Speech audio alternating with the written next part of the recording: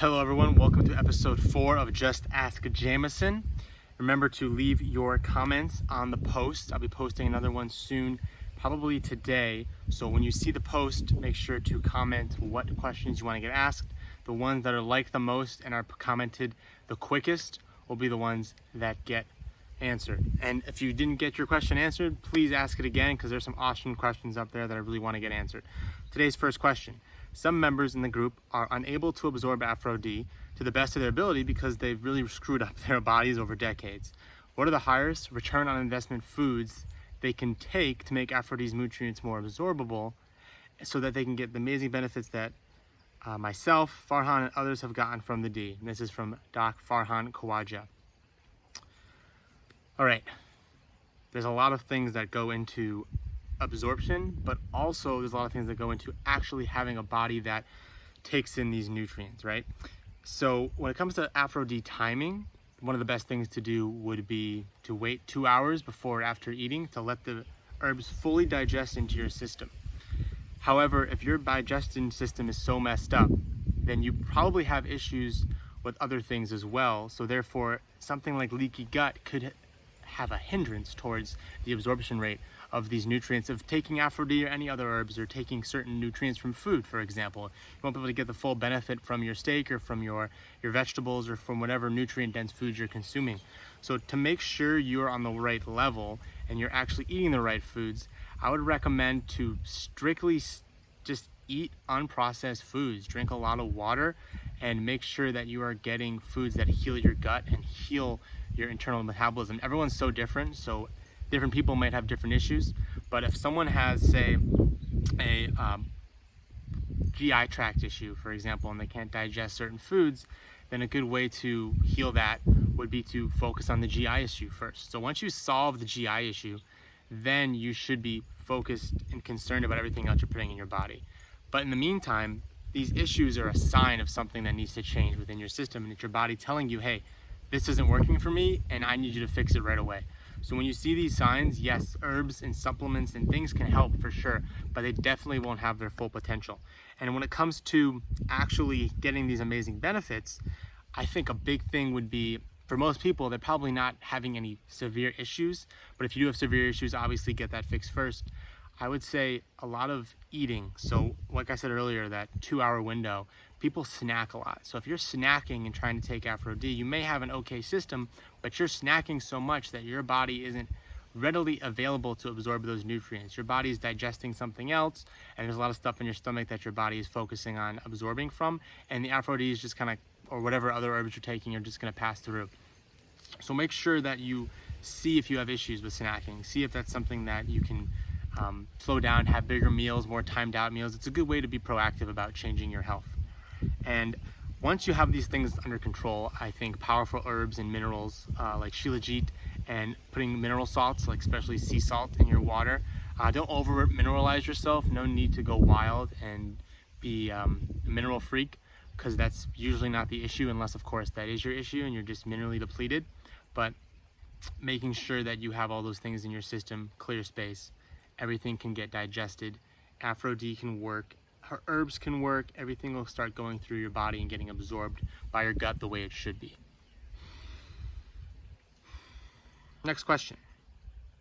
Is there a benefit to raw dogging Aphro-D over taking it with water? Will absorb better? What is the most natural and effective way to stimulate hair growth? Would Aphro-D support and enhance this process? That's by Atan. Thank you, Atan. That's 2 questions in one, really. So raw dogging is very beneficial because you feel it right away. You have the herbs on your mouth. Your body can taste those bitter herbs.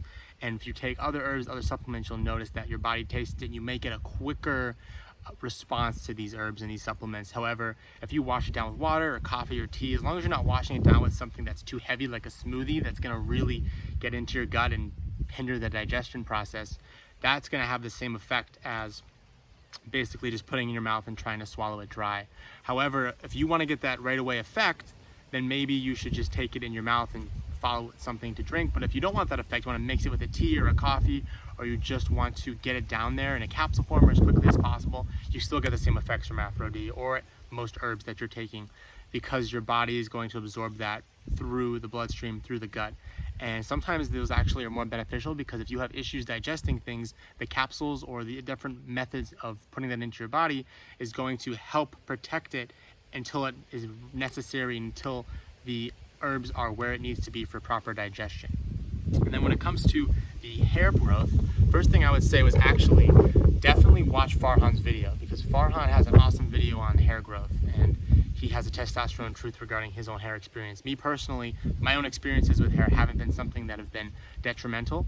It seems like something I've just kind of always had, and I've just been able to grow it naturally. So there's a couple of things that I like to look at for my own just conditioning health for my hair, one of which is red light therapy. I love using red light on my face, on my head, on different parts of my body that may be injured, just to help get the healing blood flow. But when it comes to hair growth, a lot of the issues could be fixed with blood flow. Obviously, there's people with different issues that have totally different circumstances for their hair loss. However, if you have a blood flow issue, red light therapy is great. And then one of the ingredients in Aphro-D, which is what Eitan was asking about, and Hushu Wu has been shown to actually help with the blood flow to the brain and to the actual hair follicles, so that you can get more healthier hair, better colored hair, and of course thicker hair, so you have more hair growth. And that is something that you can do with just taking herbs. So there's a lot of different things that are on the system right now. People are trying all these crazy things, these drugs, this and that, these shampoos, whatnot. Look at what your body is having issues with first. Try and figure out what the hair problem might be. It could be blood flow. It could be something that just naturally happens, and you just change your mindset about it. And I know it sounds a little weird, but you can actually control those kind of things if you are very aware of what's happening and you are able to provide your body with minerals and nutrients. So hair growth, super important, but obviously watch Farhan's truth if this is something that really means something to you. I linked it here, so please watch that, because he goes into really good detail about how it actually impacts you and what you can do about it mentally, and his whole journey personally, how he experienced that and what he's done with his ego and his hair growth. What's the best way to maintain gum health? Besides flossing, I use a pre-rinse for tartar buildup. This is by Ray. All right, Ray. I think dental health is an awesome precursor for overall health. It's super informative. It's very easy to see. You can see what's going on with your teeth. You can see what's going on with your lips, your mouth, your gums. You can feel it. If something's sore in there, it's very noticeable. So oral health is a great way to figure out how your whole body's doing. Breath, different ways that you use your mouth. But one of the biggest things I like to do is I try to avoid mouth breathing. First and foremost, mouth breathing is not going to do a lot of benefit in your mouth. So I breathe through the nose whenever I can. I've actually started exercising through my nose. I wouldn't recommend it. It's a lot harder than exercising through your mouth. But just be aware that a lot of mouth breathing, especially when you're sleeping, could cause an issue. I've seen people tape their mouths. I've seen people put something over their face so they're only breathing through their nose at night, because a lot of the mouth breathing is done at night. So if you have mouth breathing at night, then you're not going to know what's happening, and your body's going to be figuring out what to do next. And then you're going to wake up thinking everything's fine. You're breathing through your nose all the time. However, that's not the case. I personally use a North American Herb and Spice oregano oil toothpaste that I love. It's super effective. And I also use their oral rinse, because I think oregano oil is just super powerful to clean out the mouth. It feels good to be fresh and clean. And then of course, like you said, flossing. So when you do flossing and you do all these different regimens, it's very powerful, because it's consistently done on a daily basis, like taking something. And speaking of that, taking something like pearl powder has actually been very beneficial with dental health, because of the calcium, the bioavailable calcium carbonate in pearl powder. And I wouldn't obsess over things like calcium supplements or trying to take all these supplements for your teeth, but I would say that gum health is a lot of minerals as well. So look at your gums. Are your gums sore?